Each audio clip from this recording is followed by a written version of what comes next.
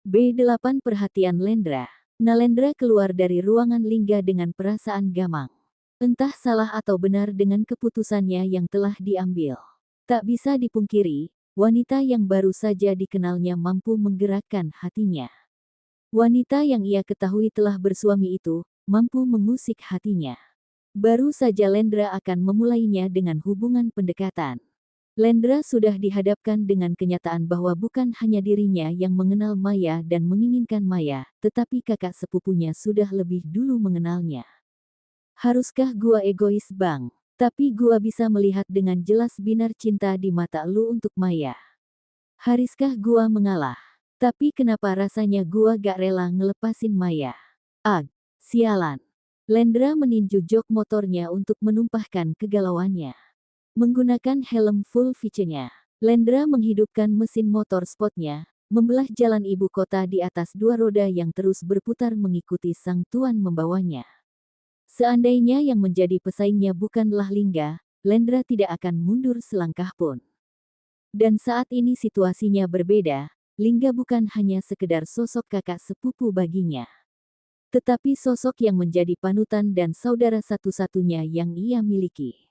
Tetapi tekadnya sudah bulat, tanpa diminta atau tidak, Lendra akan mencari tahu siapa sosok Maya yang sebenarnya, rumah tangga seperti apa yang wanita itu jalani selama ini. Seketika, Lendra langsung berbelok, memutar haluan, motornya mengambil jalur yang berbeda, berubah dari tujuan yang sebenarnya. Menggunakan motor sport dengan kapasitas mesin tinggi, hanya memakan waktu 15 menit untuk tiba di kediaman Tante Rosa. Salah seorang satpam rumah, membuka pintu pagar dan menyapa setelah Lendra membunyikan klaksonnya dan dijawab anggukan dari atas motor. Tanpa diketahui Lingga, Jokro, dan Luciana istri pertama Sultan Jokro Hanunggara. Lendra terkadang sesekali datang berkunjung ke rumah minimalis 2 tingkat berukuran luas. Rumah yang menjadi tempat tinggal istri dari Jokro ayah Lingga. Sore dan ganteng, duh si Aden lama gak main ke sini.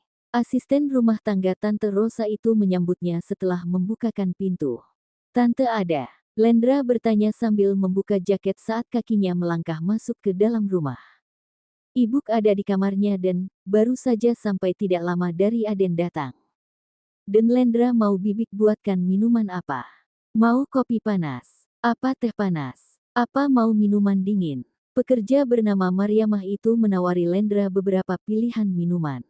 Bir ada Bik. Lendra menggoda Big Mar dengan tertawa. Ih, si Aden mah, Bibik gak ngerti minuman gituan. Kalau bir peletok baru Bibik tahu. Tanpa bertanya lagi, Big Mar mengeluarkan beberapa jeruk dari dalam lemari pendingin untuk diolah menjadi minuman dingin. Lendra merebahkan tubuhnya di sofa yang berada di ruang tengah, sambil menghidupkan layar televisi sambil menunggu Tante Rosa keluar dari dalam kamar. Lendra mengeluarkan ponselnya dan mengirim pesan singkat kepada seseorang. Derajat. Ros Butiki. Maya dicecar banyak pertanyaan oleh Dina, tetapi Maya masih terdiam duduk di lantai bersandarkan sofa, seperti yang biasa ia lakukan kalau sedang beristirahat. Menenggadahkan kepala di dudukan sofa, sambil memejamkan matanya. Maya mengingat kembali kejadian beberapa jam yang lalu. Sungguh tidak disangka. Haris, suami yang ia dampingi selama 5 tahun, dan ia layani selama 3 tahun di masa sakitnya, akan bertindak dan bersikap seolah-olah Maya tidak ada. Rasa kecewa, rasa sakit yang diterimanya, tidak akan mudah dengan cepat menghilangkannya. Hubungannya dengan Haris bukanlah seperti dua orang yang remaja yang sedang berpacaran, bisa pergi sesuka hati tanpa, atau dengan mengucapkan kata putus dan selesai. Tapi yang ia jalani adalah sebuah pernikahan yang memiliki komitmen dan janji pernikahan. Bagaimana dengan statusnya ke depan? Haruskah aku menunggumu, Mas? Untuk kesekian kalinya Maya kembali menumpahkan lagi air matanya. Maya kembali menangis saat merasakan perih itu kembali datang mengiris hatinya. Mei, jangan bikin aku takut dong, kamu kenapa? Dina merangkul pundak Maya dan mengelus punggungnya saat melihat temannya menangis terguncang. Aku tunggu sampai kamu siap cerita Mei, tapi udah ya nangisnya. Aku jadi ikut sedih Mei, Dina bicara sambil mengusap pipinya, tanpa diminta, ia pun ikut menitikan air mata. Ia ikut merasakan kesedihan yang dirasakan Maya, apalagi tangisan Maya terdengar menyayat hati. Aku harus bagaimana, Din? Aku harus bilang apa sama Umi di kampung? Maya bertanya di sela-sela tangisannya dengan suara tersendat-sendat. Iya, tapi ada apa? Cerita yang jelas, Mei. Sebentar, aku ambilin minum dulu buat kamu. Dina beranjak bangun, mengambil gelas dan mengisinya dengan air putih dari dalam dispenser. Minum dulu, Mei, biar tenang. Dina menyodorkan gelas ke tangan Maya beserta tisu yang sempat diambilnya. Serut, Maya membuang cairan berlendir dari dalam hidungnya. Idih, lagi sedih juga sempet-sempetnya jorok, masukin sini, ke dalam plastik. Dina memberikan kantung plastik untuk menampung tisu kotor. Sekarang cerita, ada apa, Mei? Kalau dipendem sendirian malah jadi penyakit. Gimana aku bisa kasih pendapat kalau belum mendengar kejadian yang menimpa kamu?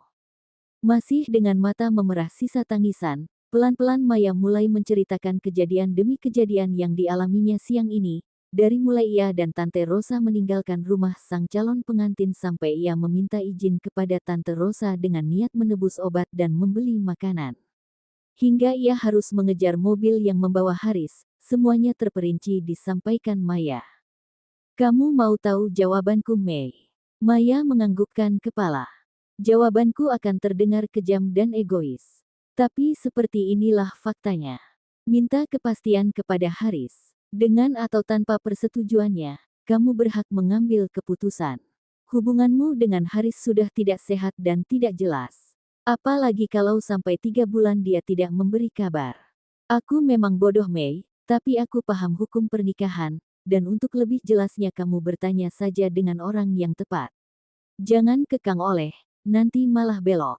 Dina terkikik mengingat pria itu masih marah kepadanya. Kamu ini sempat-sempatnya bercanda. Maya menggeplak paha Dina. Au, sakit, Mei. Dina mengusap-usap pahanya. Dan soal Umi, kamu harus jujur, jangan ada yang ditutupi lagi.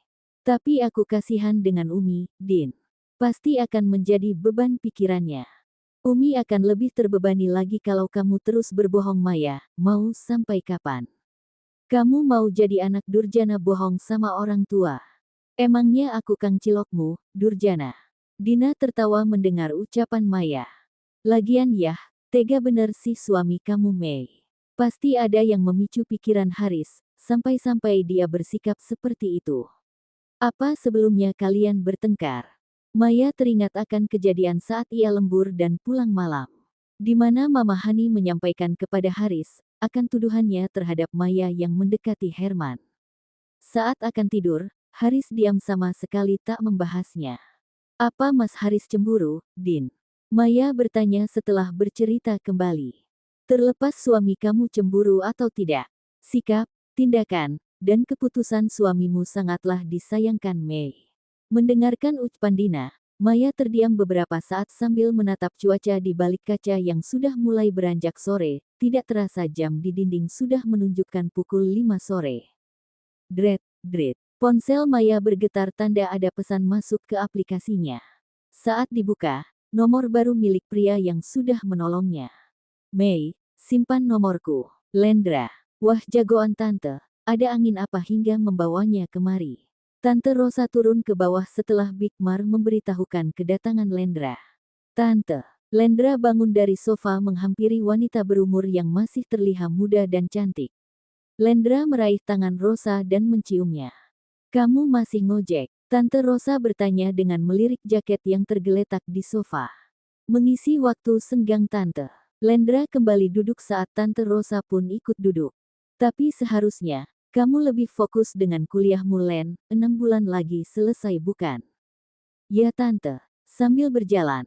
Bagaimana kabar Mami dan Papi di China? Mereka sangat menikmati dunianya, Tante. Sama sepertimu di sini, Len. Tante Rosa tersenyum menatap pria muda yang wajahnya sangat mirip dengan Lingga. Saat mengingat Lingga, wajah Tante Rosa akan berubah sedih. Bagaimana kabar abangmu? Tante Rosa bertanya lirih.